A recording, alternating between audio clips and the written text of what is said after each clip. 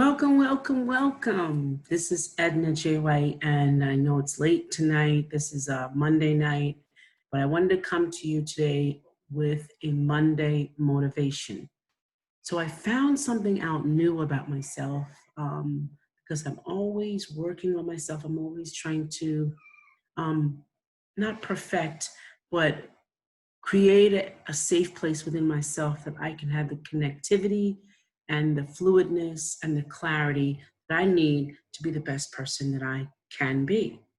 So during the course of the week, I've been going through, challenges with food, um, and actually just like trying to settle in with what food is good for me and what's good for me. There are a lot of diets, a lot of plans, a lot of programs, used to take weight off or to gain weight or to, because you're in menopause and all of the above. The vegans, the vegetarian, the plant-based eating, all of that is great, but you have to remember your body. You have to remember, that you're not equating your diet, your plan to the next person, because you may not be able to handle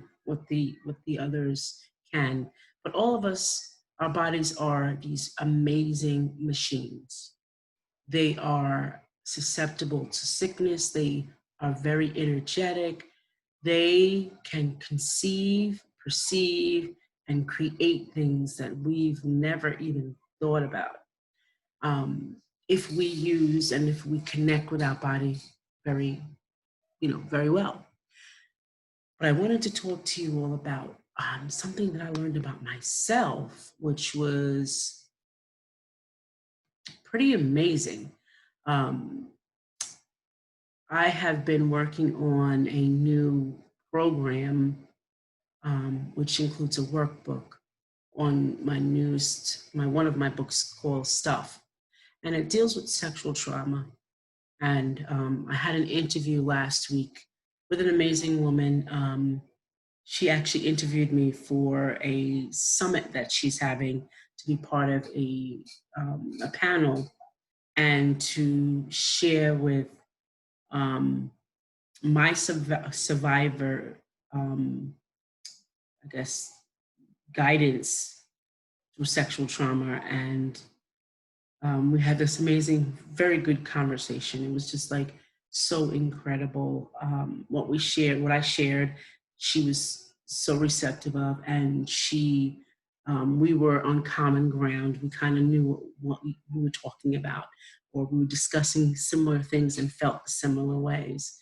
And one of the things that I did think about was that in my life, money had a lot to play with in my life.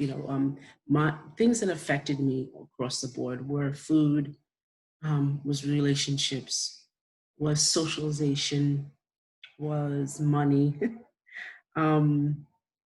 was trust issues, and there were also things that I didn't do or learn because of the situation.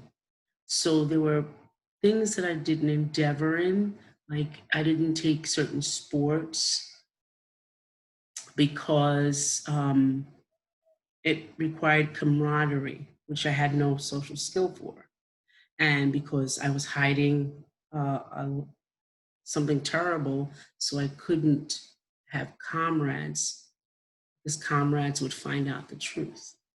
So there were limiting things that I did not do in my life that affected me in my roles, in relationships with my children, my parents, my sisters. And I have learned down the road or through this entire thing of this journey that I'm on, that all of these things are affected and all of them have to be worked on. You know, we often call, you know, going shopping um, our therapy, but is it really? You know, is it really, does it really get us anywhere at all? I've learned through living in China when I was there for that year that we can live on very minimal things. And I've gotten to that point in my life that, you know, shopping and having too much of anything is just, you know, it's very disheartening for me. But what I've learned yesterday about myself through the lens of thriving through childhood sexual abuse is that we can be so hypercritical with one another that we criticize ourselves, and we're the hardest person on ourselves because we're always proving ourselves. We're always fine tuning ourselves. We're always, you know, trying to make things better or move things along. And I didn't appreciate myself. I didn't, um, I guess, you know, all of the accomplishments I hadn't taken them serious, and I had not um, put them on my chest like you would if you won, you know, when you were in the Boy Scouts or the Girl Scouts, you had the little emblems. I didn't wear them effectively. And it allowed people to second guess me because I second guessed myself and actually treat me like I knew nothing, like I was, you know, worthless. And I started to think about like why I was allowing that, because of my childhood sexual abuse traumatized me so much that no matter what I did, it wasn't enough.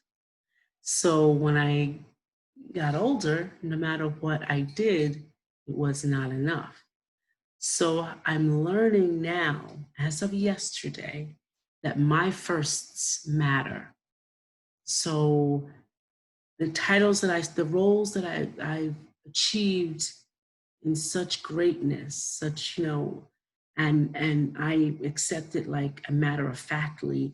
And yes, I do enjoy what I do because God has created a succinct way that I can actually work in these roles without having to be able to be stressed and be able to do them effectively, that I forget sometimes that it was my ability and me honing my skills on myself with myself, that I achieved these roles. You know, I achieved a place to work with the NAACP as a chair, and that's a powerful and an important role that I shouldn't take for granted, and no one else should.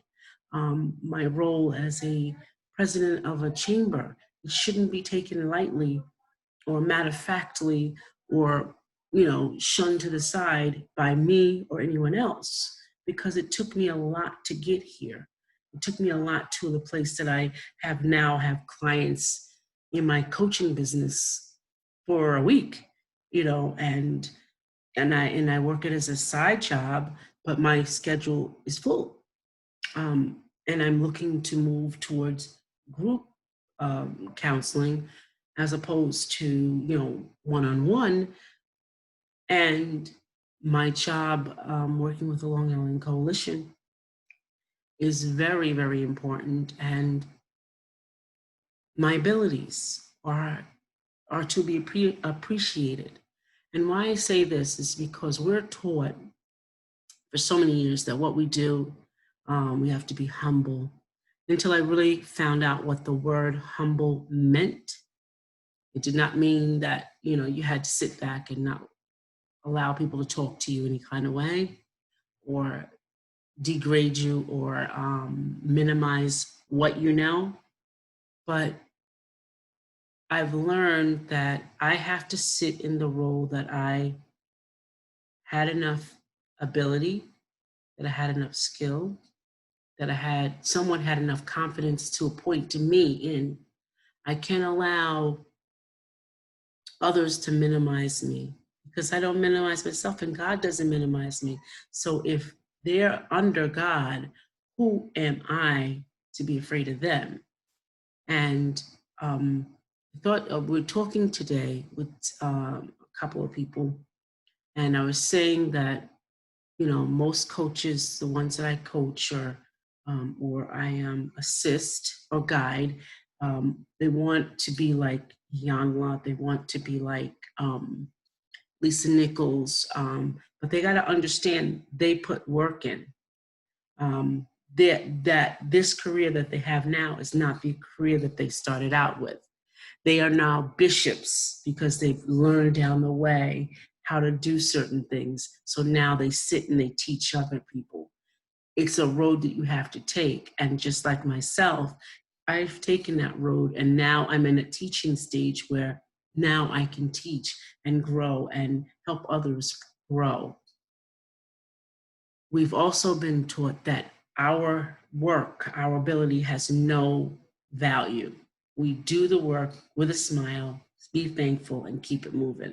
Keep our nose to the grindstone, and we take what we're given. But that's not the truth. We don't take what we're given because it's like being sold at the black market. Your abilities are worth something far more worthy in someone else. But when it comes to you, it's not. That's because you don't value yourself. You don't put a value system in place for this world that someone else values you just as much. And we have to all get out of that. Women, especially Black women,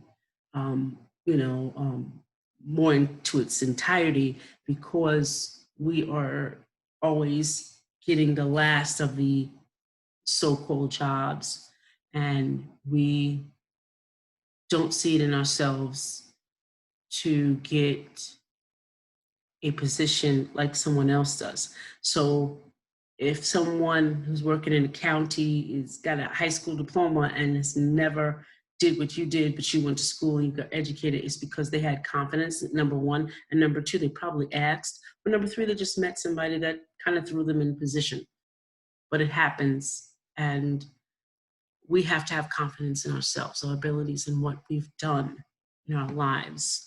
We have to take the transition when it does happen. The transitions are serious. You take them, you move with them, and you shake and you make it work. Many of us have degraded ourselves so much. I don't like my hair, I don't like my stomach, I don't like my eyes, I don't like this, I don't like that. I don't like the way I talk, I don't like the way I sound, I don't like the way I look on video, when there's nothing wrong with you. And when you degrade yourself, you don't get paid for yourself.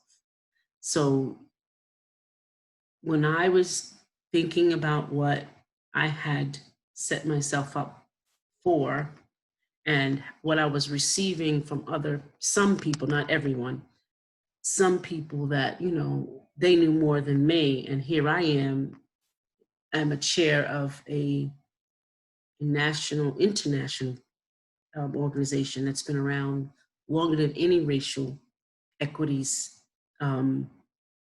organization. And I was doubting myself, and I shouldn't have, because I've worked hard enough and I've aligned myself, worked on myself so well, and I'm still am, but I've done that, and I shouldn't be taken lightly by anyone. I mean, that my job is, or my abilities, or something that has to be checked by someone else, and by someone totally else that does not even have an ounce of the ability that I have. And that's not degrading anybody or saying anything about that, but what you know is what you know, and what you are skilled in, you know it.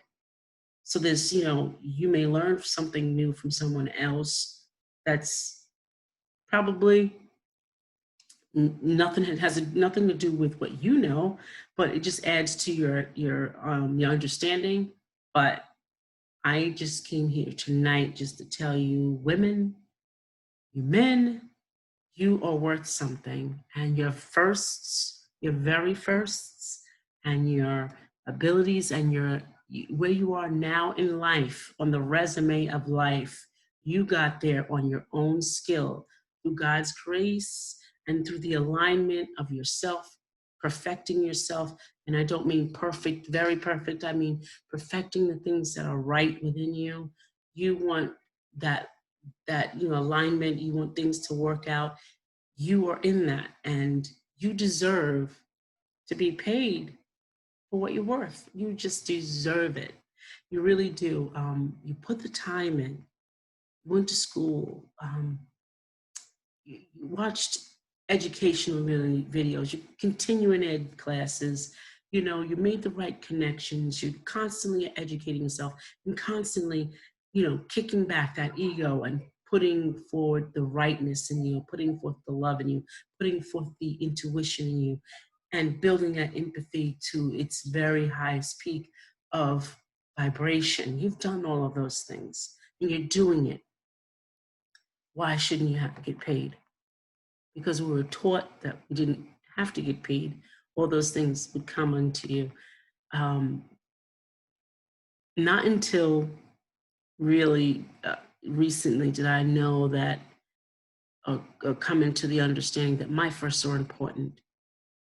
And I won't allow anybody, not anyone, to minimize me or make me feel less than I am, because I've done the work. And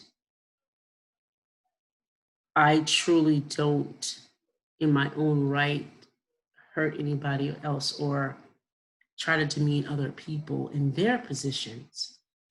And you have people that will be jealous and they will try to demean you, but know where you come from. Every now and again, grab your resume, look at it and say, dang, I did that. I did all of that, not someone else, not my job. I did that. And all your firsts, write them out, keep them near, even if no one else sees them, but you see them, because your firsts really mean something. They're important in your life. They count for something. And I want you to know that you are worth something. You're worth being paid for. You're worth your abilities, your education, all come in alignment, and you are worth. You should be paid for what you're worth. So if you work a 9 to 5 and then you do your side hustle, you are worth making it. If it's $100 an hour to coach, and you've put in the work and on yourself first, and it's opening up, you should be paid that. Expect that. You should be paid what you're worth at your job, and not a penny less. And if you are, guess what?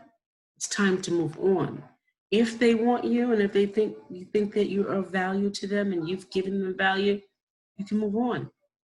And you'll find probably what your next level would be. But I just wanted to share that with you, and just you to know tonight that everything you've done, all your firsts, are important. This is Edna White signing off. See you next time.